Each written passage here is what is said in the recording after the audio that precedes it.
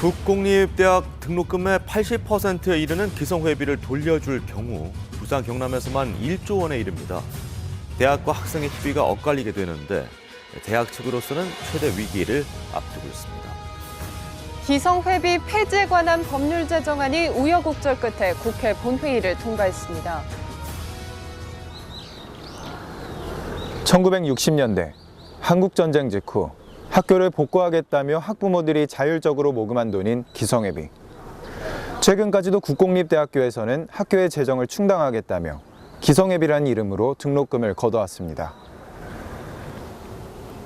하지만 이러한 기성회비의 법적 정당성에 대한 문제가 끊임없이 제기되었고 실제로 이번 3월 국공립대학의 기성회비가 폐지되었습니다. 그렇다면 기성회비가 폐지된 이유는 무엇이며 이로 인한 변화는 어떤 것들이 있을까요? 먼저 저희 제작진은 학우들의 기성회비에 대한 생각을 들어봤습니다. 기성회비가 무엇인지 아시나요? 아니요, 잘 몰라요.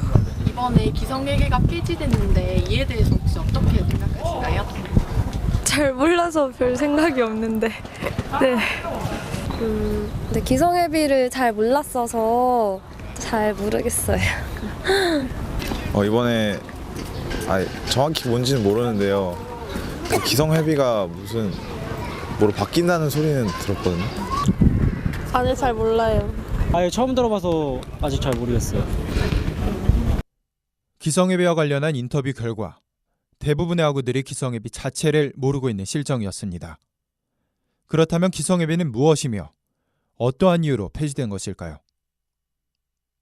사립대학들은 1999년부터, 서울대학교는 법인화가 된 이후인 2012년부터 기성회비를 폐지했지만 국공립대학은 기성회비를 계속 받아왔습니다.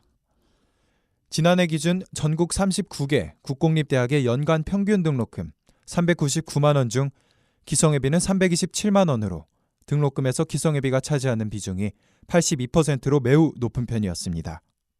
실제 이 기성회비는 시설 설비비, 교직원 연구비, 실험 실습비, 학교 운영 지원 경비로 한정되어 사용해야 하지만 많은 국공립대학들이 인건비, 시간 강사료 등 목적과 다른 곳에 기성회비를 사용하였습니다. 이러한 상황에서 많은 국공립대학교 학생들은 기성회비 반환 소송을 제기하였고 실제 2010년 11월 서울대 등 8곳 대학생 4,086명이 1, 2심에서 승소했습니다.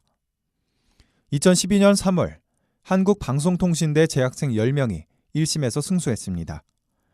2012년 5월 서울대 등 13곳 대학생 4,591명이 1심에서 승소하였습니다. 법원에서는 기성회가 학생들로부터 법률상 원인 없이 기성회비를 수납했다.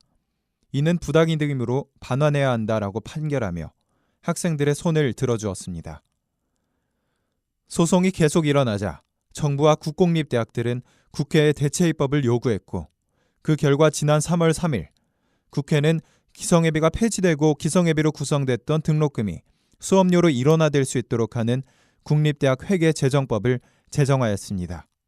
국고 일반회계와 기성회계로 나누어졌던 회계를 대학회계로 통합한 것입니다.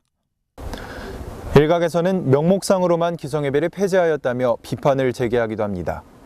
기성회비가 폐지되면 등록금 부담은 경감되어야 하지만 그럼에도 불구하고 학생들이 부담하는 등록금 총액은 총정과 똑같기 때문입니다. 그렇다면 기성회비 폐지에 따라 우리 대학이 변화한 점은 무엇이며 학생들에게는 어떠한 영향을 미치게 되는 것일까요? 먼저 저희 제작진은 기성회비 관리를 담당하였다는 우리 대학 총무과 담당자와 인터뷰를 진행하였습니다.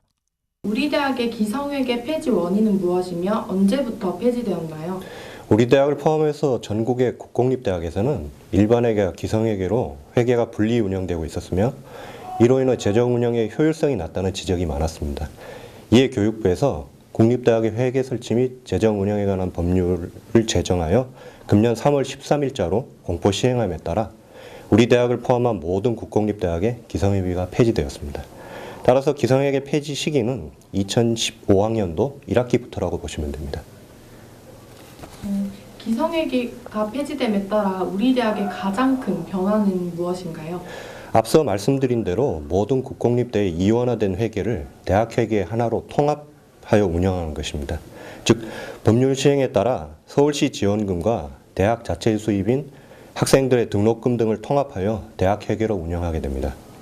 대학회계는 대학의 재정 운영의 자율성을 보장하는 제도로 예산 결정 및 집행 과정에서 교원, 직원, 그리고 재학생 등 학교 구성원의 참여가 확대되었다고 하는 것과 재정 운영의 투명성과 책무성을 한층 강화하는 복식부기 회계 시스템으로 도입, 대학에서 중장기 발전 계획과 연계한 재정 운영 계획을 수립 시행할 수 있게 되었다는 것입니다. 기성회계가 폐지됨에 따라 학생들이 직접적으로 느끼게 될 변화들은 어떤 것들이 있나요? 기성회비가 폐지되고 대학회계가 설치되어도 학생들이 기존에 납부했던 등록금 총액이 증가하는 것은 아니기 때문에 학생들이 직접적으로 체감하는 변화는 없을 것으로 생각됩니다. 정부에서도 국가장학금 지급, 그다음에 등록금 인하 내지 또는 동결 등을 지속적으로 추진하겠다는 방침을 계속해서 천명하고 있고요. 그럼 일각에서는 교수 연봉 감소로 유능한 교수를 영입하는 데 어려움이 따를 수 있다고 우려하고 있습니다. 이에 대해서는 어떻게 생각하시나요?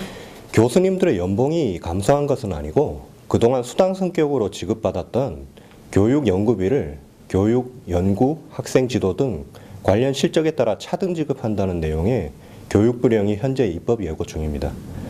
여기에 지급 방법, 금액, 집행 범위 등 세부 사항을 교육부에서 현재 마련하고 있고요. 교육부에서 관련 규정을 결정하여 통보할 때까지 좀 더 기다려 봐야 되는 상황입니다. 관련 규정이 결정되면 대학별 세부 규정이 마련될 예정이고 우리 대학에서는 관련 법률 규정에 맞게 교수님들께 교육 연구비를 지급할 계획입니다. 기성회계를 폐지한 모든 국공립대학들이 기성회 직원 고용에 대해 많은 문제를 가지고 있습니다. 우리 대학은 기성회 직원 고용 문제를 어떤 방식으로 해결하고 있나요? 법률이 3월 13일자로 공포 시행되었고 이에 근거하여 기성회계가 폐지되고 대학회계가 새로 설치됨에 따라 우리 대학은 기성회 직원들과 합의를 통해 종전의 기성회 직원에서 퇴직하고 대학회계 직원으로 신규 채용하는 방식으로 지난 4월 1일자로 전원 고용 승계 완료하였습니다.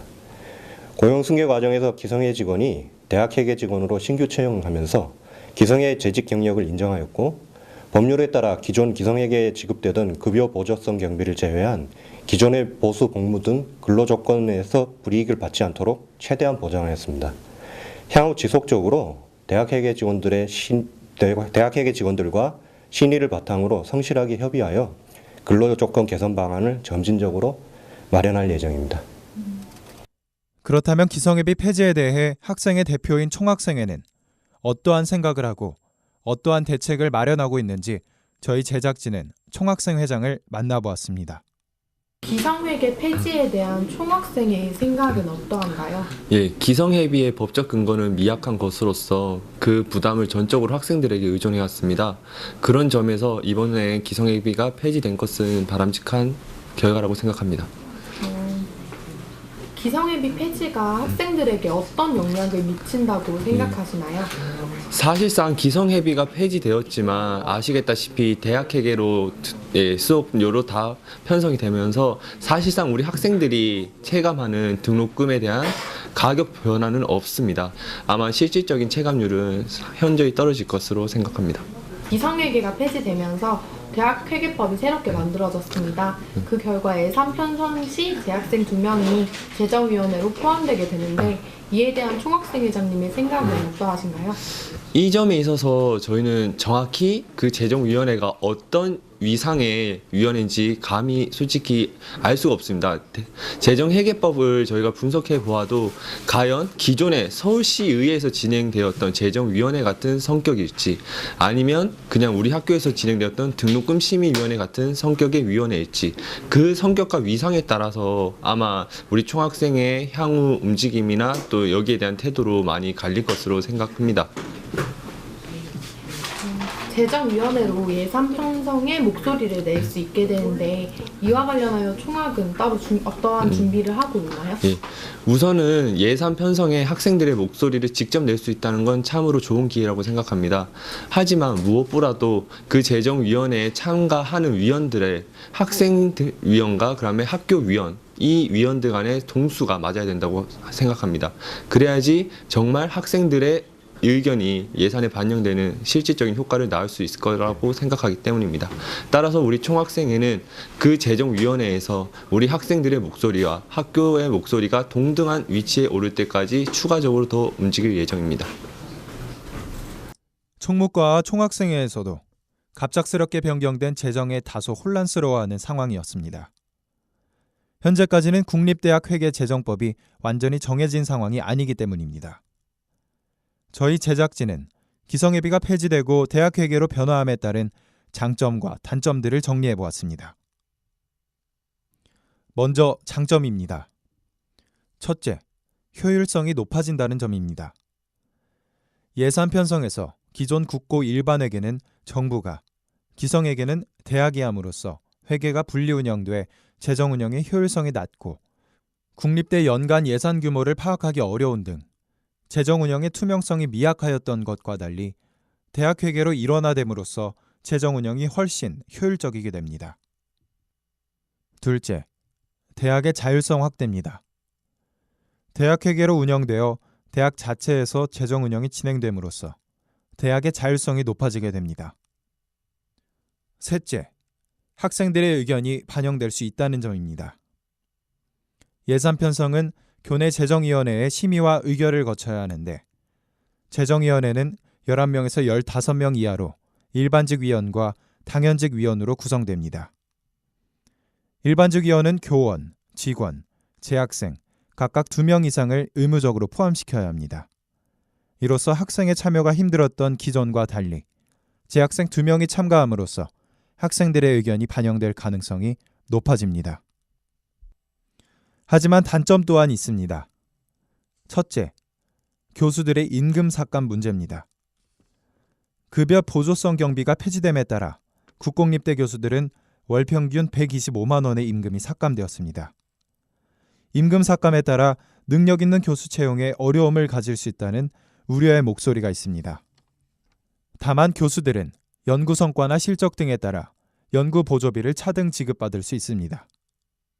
둘째, 기존 기성회 직원 고용 문제입니다.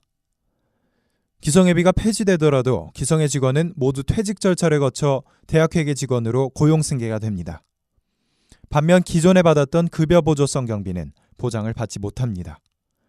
실제 급여 보조성 경비가 폐지되면 전국 국공립대 기성회 직원은 평균 700만 원, 일반직은 1,000만 원의 연봉이 낮아져 많은 갈등이 발생하고 있습니다.